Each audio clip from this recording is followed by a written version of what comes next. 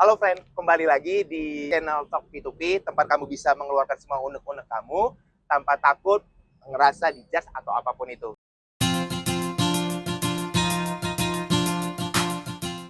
Nah, hari ini kita lagi ada di daerah Bundaran HI. Kita bakal ketemu sama banyak narasumber dan salah satunya kakak ini. Kita bakal kenalan ke dia. Gak usah lama-lama, langsung aja boleh kenalan dulu dengan kakak siapa? Aku Uli dipanggilnya. Kak Uli. Ya. Wah, namanya kayak nama orang Batak ya. Karena aku Batak, Kak. Oh, Kalau iya. di Batak, Uli itu artinya cantik. Sebenarnya Uli di Batak tuh pakai I kan biasanya. Kalau aku sebenarnya namanya Nurli, tapi dipanggil Uli jadi pakai Y. Aku Ulinya. Oh, berarti Kak Nurli. Iya. Namanya sesingkat itu aja?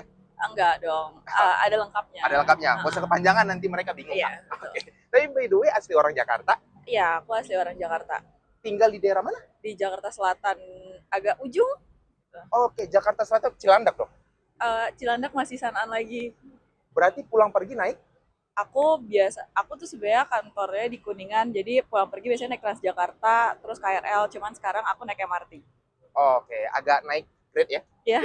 Oke. Tapi Kak, kalau boleh tahu, Kakak anak berapa sih? Aku anak satu-satunya. Anak tunggal. Iya, betul. Gimana Kak kesannya jadi anak tunggal? Sebenarnya kalau menurut orang anak tunggal itu dimanja, menurut aku enggak sih. Maksudnya kayak sama aja strugglingnya, sama aja merasa karena kan satu-satunya anak pasti ekspektasinya cuma di kita doang gitu. Benar. Gitu. Jadi kayak apalagi kalau ngomongin masalah karir, pasti walaupun orang tua nggak secara gamblang ngomongin gimana ekspektasinya, tapi sebagai anak tunggal tetap merasa terbebani karena cuma sendirian doang. Satu-satunya harapan orang tua. Karena memang pasti ya Kak, karena Kakak pasti bakal berpikir ke depannya semuanya bakal Kakak ya. Iya. Karena kayak gak ada teman untuk berbagi, atau Bener ketika banget. orang tua mungkin pensiun ya, biaya hidup bakalan ke Kakak semua. Betul. Berarti salah satu generasi sandwich nih kayaknya. Kayaknya sih enggak, alhamdulillah orang tua berkecukupan. Oke, emang orang tua kerja di bidang apa kalau boleh tahu? Ibuku tuh di perusahaan swasta juga, Oke. ayahku PNS. Oh, ayah PNS. Iya. Dan masih aktif sampai sekarang? Masih. Oke. Kak, kalau boleh tahu nih, saat ini Kak Uli kerja di bidang apa sih? Aku di bagian marketing tapi bukan pemasaran, lebih ke data analisnya. Oh, kerja di bagian marketing sebagai data analis. Ya, betul. Lulusan mana? Aku lulusan UI kimia.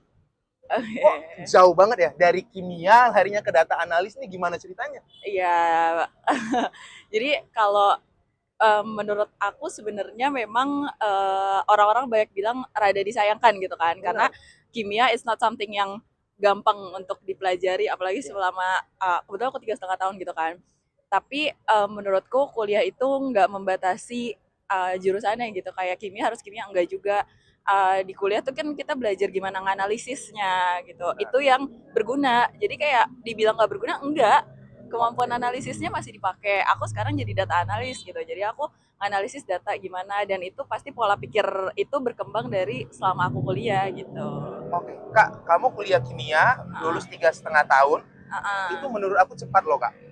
Iya. Nah, nggak sayang, Kak, ilmu yang memang benar ya. Mungkin Kakak bilang kan ada pengaruhnya pasti ke kerjaan Kakak sekarang tentang analisa. Tapi kan ilmu kimia itu lebih luas dari sekedar analisa doang nih. Betul. Nggak sayang, Kak, ilmunya itu nggak dilanjutin ke mungkin pekerjaan yang sama dengan bidang tersebut. Sebenarnya kalau mikir saya masih sayang pasti. Pun sekarang kalau misalnya ditanya mau S2 di mana, itu pasti masih mikirnya kimia gitu kan. Oke. Tapi pertama kan di Jakarta nih ya. Kalau kerjaan kimia, which is lab, itu tuh mostly nggak bisa ada di Jakarta, which is kayak biasanya ada di Tangerang, di daerah ujung-ujung, karena nggak boleh ada pabrik atau nggak boleh ada limbah lab gitu kan. Makanya sebagai aku sebagai orang Jakarta yang tengah banget nih, kayak agak susah nih mobilisasinya kalau aku harus ke ujung. Jadi aku milih yang masih memanfaatkan ilmu kimia tapi nggak usah ke hands on lab itu. Makanya aku data analis, dan aku tuh banyak kerjasama sama product innovation ataupun R&D. Jadi kalau misalnya ngembangin produk kan ya walaupun nggak langsung ke labnya, jadi aku masih bisa ngerti kayak, oh kalau misalnya ngembangin produk ini tuh harus misalnya apa, alcohol free, berarti ingredientsnya gimana sih yang diharapin orang-orang gitu. Jadi kayak sayang, tapi aku masih ada kok gitu, masih ada dikit-dikit lah. Masih ada sedikit hubungannya ya. Iya. Tapi pernah punya mimpi nggak sih kayak suatu saat nanti mungkin kamu bakal terjun langsung ke bidang kimia dalam dunia pekerjaannya kamu? Kebetulan kan karena aku masih baru banget nih, jadi Oke. aku kayak pengen sih sebenarnya masih ada kepikiran untuk kayak pengen untuk balik lagi ke dunia lab Oke. gitu, tapi uh, belum kepikiran lagi sampai sekarang karena di pekerjaan yang sekarang pun aku merasa nyaman. Oke, ini menarik nih. Ketika kamu bilang di pekerjaan sekarang merasa nyaman, karena banyaknya orang kerja membilang dunia pekerjaan itu banyak yang kantornya toksik lah, Ya, banyak yang atasannya semaunya lah. ya betul, Kamu merasakan, kamu bilang di pekerjaan kamu sekarang nyaman. iya betul. Apa yang membuat kamu nyaman di pekerjaan kamu saat ini? Oke, pasti menurut aku komponen yang paling bikin nyaman orang-orangnya kan. Ya, Lingkungan pasti. kerja itu alhamdulillah banget, lingkungan kerjaku, timku tuh sangat amat suportif Oke, sportif. dan kompak gitu. Kayak kita kalau makan siang aja itu kita bareng-bareng satu tim semua gitu. Dan Oke. even our leader, our marketing director tuh juga eh beliau tuh kayak aku aja menganggap dia tuh woman crush aku karena dia sepinter itu tapi beliau bisa memimpin tim dengan baik dan karena leadernya bagus pasti bawahannya juga Bakalan mengikut ngikut. gitu. Jadi terciptalah environment yang bagus, yang suportif dan kayak walaupun ada kerjaan tapi ya udah gitu seru aja untuk menjalaninya gitu. Berarti Jadi kamu benar-benar menikmati dunia pekerjaan kamu sekarang karena memang circle-nya itu ya mempunyai environment yang baik. iya orang-orangnya a good people semua, literally semua menurutku gitu. Semua. Iya, Jarang loh itu ada di dunia pekerjaan yang makanya benar-benar semuanya ya. Kalau tadi betul. kebanyakan mungkin oke, Uh, tapi ini full semuanya itu iya. menurutku jarang. Semua tuh aku bilang di timku ya, maksudnya semua timku bukan aku Oh, nggak kenal kalau one office semuanya, tapi timku tuh semuanya is a good people gitu. dan itu yang buat kamu masih jalan di tempat itu sampai hari ini. Iya. Tapi aku punya pertanyaan menarik sih. Pernah nggak sih ngerasain hal yang nggak enak di pekerjaan kamu sekarang atau mungkin wah kenapa ya bisa seperti ini? Kamu pernah ngerasain hal itu nggak? Pernah dong pasti, apalagi ini ilmu yang baru kan Hmm. buat aku. Jadi nggak enaknya tuh kadang ada beberapa term yang atau beberapa kerjaan yang aku tuh masih belajar lagi dari awal gitu. Ulang lagi. Iya, terus karena kerjaan aku membutuhkan ketelitian, kadang ada aja gitu yang aku ngelakuin kesalahan. Kadang di situ aku merasa yang kayak apa aku nggak cocok, itu yang perasaan-perasaan kayak gitu tuh yang bikin aku ngerasa keberatan di kerjaan ini gitu.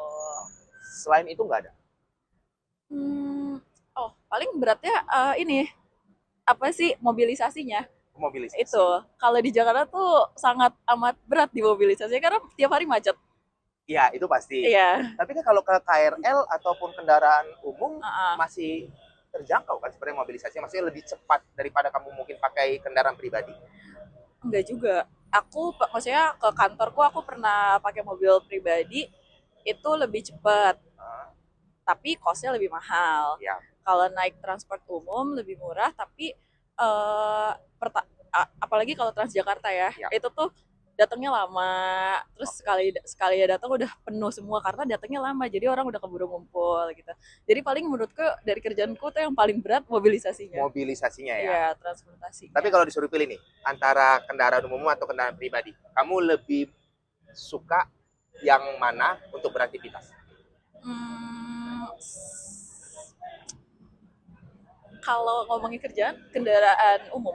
Kendaraan umum, Iya, karena lebih gampang aksesnya. lebih gampang aksesnya dan alhamdulillah privilege di Jakarta tuh transport umumnya banyak banget Benar. opsinya.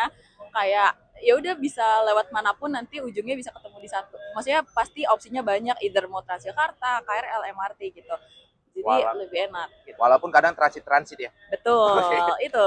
Tapi nih kamu sebagai orang Jakarta asli, Ya. apa sih menurut kamu yang harus dipunya, mentality apa yang harus orang-orang miliki untuk bisa bersaing di dunia pekerjaan ibu kota? Nggak gampang nyerah. Gak gampang nyerah ya. Iya, Berarti memang harus punya mental petarung dong. betul. Selain itu mungkin ada? Menurutku tuh kalau di Jakarta tuh orangnya serba cepet Ya, apa-apa gitu. Jadi kayak eh, kita harus ya udah fast learning dan jangan malu bertanya. Misalnya kayak untuk mendapatkan fast learning itu kita harus punya bukan interest, curiosity ya. gitu. Jadi kayak terus kepo, terus seek for a new ilmu gitu. Itu sih menurutku di Jakarta tuh teruslah nyari ilmu. Jadi dan dengan terus nyari ilmu kita tuh bisa belajar jadi fast learning juga gitu. Berarti harus cepat beradaptasi dan jangan gampang puas sebenarnya ya. Iya, Terus betul. belajar karena itu yang bakal membuat kita ada sampai pada tujuan kita. Betul. Oke. Tapi by the way nih, ini gimana kesan-pesannya ketemu sama tim Talk P2P yang random banget dipanggilin? Kaget sih, shock dikit karena kan sebenarnya lingkungan kantorku bukan di sini, kebetulan lagi ada acara jadi kayak oh ternyata kalau di daerah sini bisa tiba-tiba ditemuin kayak gini gitu. Shock dikit sih, kayak kenapa tiba-tiba aku gitu. Ya karena kamu menarik kita ngeliatnya. Tapi kalau boleh tahu, apa sih kesan-pesan buat teman-teman yang mungkin nonton yang sekarang mungkin lagi ngalamin keadaan yang maybe nggak sebaik kamu? Ya, Yang sekarang mungkin lagi struggling kerja di Jakarta atau mungkin yang lagi mencari pekerjaan. betul. Menurut kamu apa sih yang bisa kamu sampaikan buat mereka supaya bisa jadi insight positif buat mereka? Oke, karena I've been in that phase gitu, kayak aku baru beberapa bulan yang lalu juga jadi fresh grad yang nyari kerja. Aku validasi memang nyari kerja itu susah, apalagi di Jakarta, apalagi dengan gaji yang sesuai ekspektasi gitu. Tapi ya udah itu bakalan lewat selama kaliannya masih berusaha. Makanya yang tadi aku bilang jangan nyerah gitu. Terus terus aja nyari dan pasti bakal ketemu. Dan nggak nggak nggak usah apa ya, pasti orang tuh ngerasanya kayak gelisah gitu, kayak kok yang lain udah dapet gitu, nanti bakal ada waktunya gitu. Yang paling penting sabar ya. Betul, Jangan pernah berhenti berusaha. betul. Oke. Terakhir nih, apa kesannya ketemu sama tim Talk P2P? Atau pesannya mungkin? Tadi kesannya udah ya. Iya, iya. Pesannya untuk tim Talk P2P apa? Ada kira-kira? Hmm, terus berkembang lagi, semoga nanti lebih bagus lagi channelnya, Amin. semoga alat-alatnya udah makin bagus lagi karena udah makin luas lagi, Amin. semoga terus berkembang sih. Amin. Oke, terakhir aku mau ngajak Uli, ajakin dong teman-teman untuk bantu follow, subscribe, like, dan komen video-video di Talk P2P. Silakan. Guys, jangan lupa follow, subscribe, dan like dari video P2P ya. Oke, guys, sekian sesi interview dengan Kak Uli. Semoga apa yang disampaikannya, pengalaman hidupnya, bisa berkesan bagi kalian dan jadi insight-insight positif buat kalian. Sampai ketemu di konten-konten berikutnya. See you.